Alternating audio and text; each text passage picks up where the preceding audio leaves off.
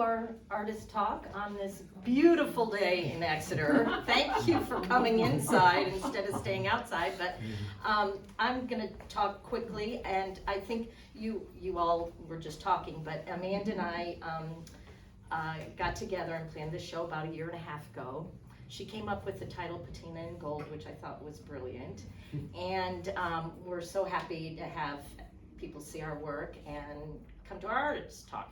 So I'm focusing on my artist talk. I think many of you know me already, so I'm not going to repeat myself. But new people, you can read more about my influences on my website. But I'm focusing today on some people, engineers that came to visit me at the studio that told me a lot about the parts they had made that they recognized in my work. So. Just a little background for those of you new to my work. I moved to New Hampshire in 1986 from Louisiana, and before that, Indiana. I created my first industrial quilt, as I called them, in 1990. The idea came from a 2-year sabbatical of sorts, where my husband and I researched the Industrial Revolution and the textile mill history here in New England. We took tours of the Lowell Mill Canal tour there, also the Amoskeag Mill Museum tours. We researched the mill girls who came from the farms to work in the mills. It was fascinating to learn about them, and their lives changed so dramatically, both socially and economically, when they made that change from the farm to the factory and from being hand work craftspeople to the machines. And so I began to think differently about my textile art and my fabric quilts. I'm interested in the person behind the machine, the craftsperson, and how they may contribute to innovation and objects of value. So I began to think, how can I make a modern quilt that references history and appears as if it was made in a factory, but aesthetically highlights the handwork of the craftsperson? In this talk, I'm going to talk about how I salvaged computer parts in a New Hampshire salvage yard in the 1990s. So I had been making my industrial quilts. I was at the salvage yard for another reason, and I accidentally discovered all these parts that were being thrown away and in these bins.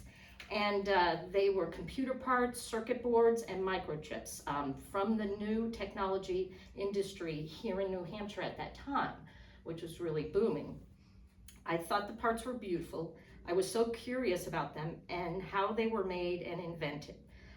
There were companies up here at that time, especially in the 80s and 90s. As you know, there was a company called Cabletron Systems. It started around 1983 and it closed in 2001. They were a $1 billion company at one time. They employed the highest number of workers at that time, 4,000 in their factories in Rochester, New Hampshire. They were hiring a lot of young people actually to work in there.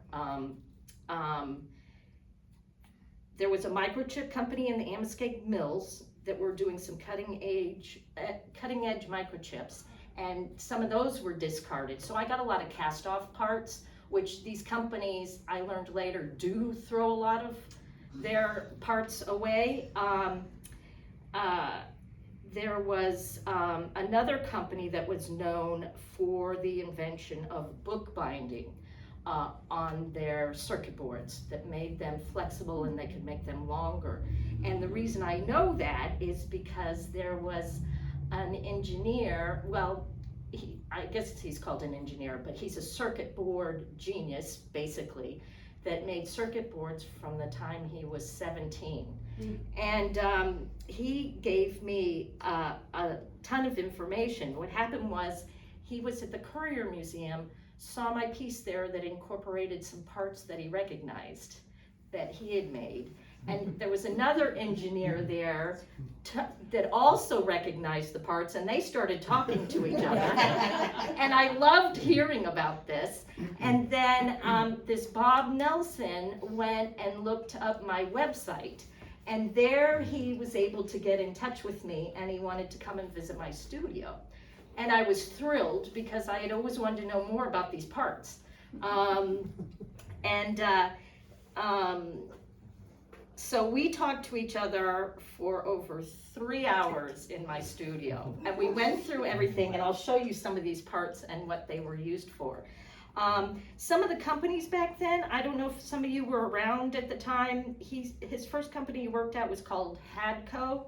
Then there was Rosemont, Sanders, Lockheed, I think bought Sanders. Yes. Yes, Teledyne, Honeywell, and now Northrop Grumman.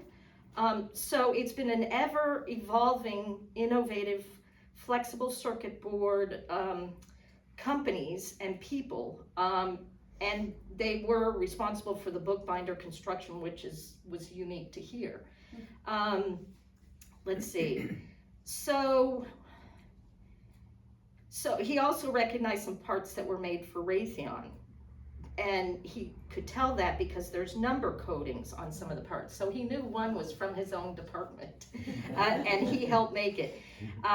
He started working at Hadco in 1979 after high school. Then he worked at Sanders, R&D, and then at Teledyne. He was an apprentice to John Hardwick and Victor, I didn't get the last name, on rigid flex circuitry. And Bob has a patent for one of his inventions. And he's also called by his peers the keeper of tribal knowledge. Oh, wow. Because there's things he doesn't tell anyone that they've been inventing over all this time. There are literally layers of ingenuity in those circuit boards. Let's see, I have a circuit board that he told me was used in the F-22 Raptor aircraft, the world's first 5th generation aircraft. And I'll show that to you right now. Wow. Was that Lockheed? You know, I don't know who made the F-22 Raptor. I don't remember that. But you can see all the wiring. It's quite beautiful, really. Yeah. And then the book binding, he could tell I had cut away the book binding, and now maybe I shouldn't have. And he explained, you know, there's a copper layer, and he explained all the layering of the circuit board. And I recently went to YouTube to try and see the process, a handmade circuit board and a machine-made process as well with circuit boards. So it really is interesting. Let's see. Yes, so some boards in a quilt, he recognized, he went to my website and also looked very closely at the parts in my quilts. He said some of the circuit boards and parts I was using were used in a missile at the time that was a highly classified project at the time. So I was like, wow, they were just throwing that ingenuity in the trash. And Well, not for long, here there. yeah, these companies are not allowed to throw away parts anymore. They privately now dispose of their cast-off parts. So he wondered how I got this stuff, because at the time, you could have been in big trouble. Espionage. So the mass production of the computer parts that involved handmade work reminded me of the textile mill history. The more I learn, the more fascinated I get. Another woman engineer came to my studio named Denise, and she started at Cabletron, actually, when she was young, teenager probably, high school. Cabletron, let's see, Denise told me her work involved tedious handwork of placing wires and connecting wires in the circuit boards themselves. I know that soldering was also involved in making circuit boards. Many women were working at Cabletron. Denise, while working full-time, attended night classes offered by the company Digital back at that time. And so she took it her own initiative to keep learning and progress in the industry. She became an engineer and was the only woman of 30 engineers in her company, she said, after she had taken classes and furthered her skills. After Cabletron, she worked for Sanders and then Teledyne. She's known nationally for her work and ingenuity. She recognized circuit boards in my studio. She also told me that the microchips I have, They actually have 14 karat gold on the pins because it doesn't corrode. So she said, like, if we were making chips and circuit boards and everything else for like a submarine, they had to use that gold. And I'd always wondered about that gold. So now everybody's gonna want my microchips. But I'm tending now to want to keep all my junk. So anyway, okay. Yeah, so she's been part of those innovations since the 1990s herself. Let's see. So I call this talk Art Meets Industry. The people at the Courier, that whole story is pretty thrilling. And this Bob wrote me, he said he couldn't be more excited about having his work that is his whole life being up there in a museum piece, so he was really thrilled, and I am thrilled to have met them both and love the fact that I can incorporate parts like theirs into my artwork.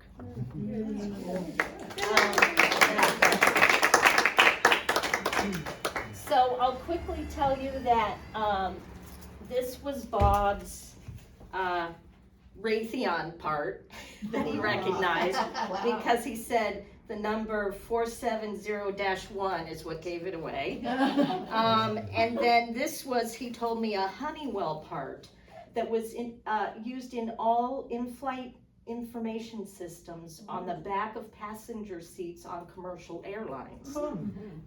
Thousands of them were built.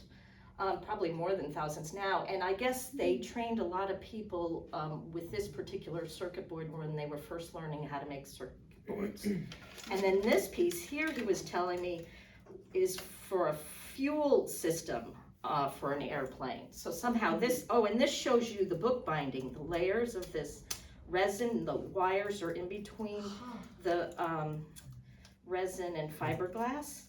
And so they started with maybe 3 layers, and I forget how many layers they're up to now, maybe 16. But anyway, so all really interesting stuff happening here in New Hampshire, and now we don't know what the future is of the industry here, do we? Does anybody know what's happening next? So thanks for listening. Does anyone have any questions for Anne? Oh, yeah. Questions? No? Okay. Well, you have a lot of history in your work, obviously.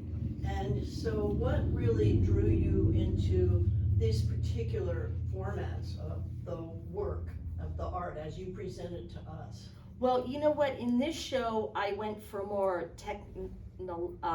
technical aesthetic.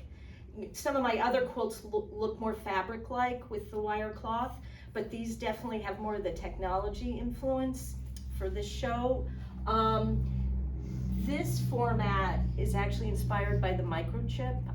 I have here actually a microchip that's cracked open, and you can see how beautiful they are. They almost look like quilts, very aesthetically similar. So I kind of made this look like microchip, I came up with that kind of aesthetic.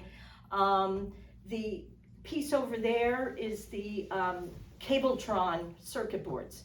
So I was able to salvage about 30 plus Cabletron set circuit boards. So I made a piece, that one is 28 instead of 30, but I kept them all together, and I really feel like it's a part of New Hampshire history. So I tended to make another microchip looking little squares inside of that piece, but keeping a lot of the circuit board visual.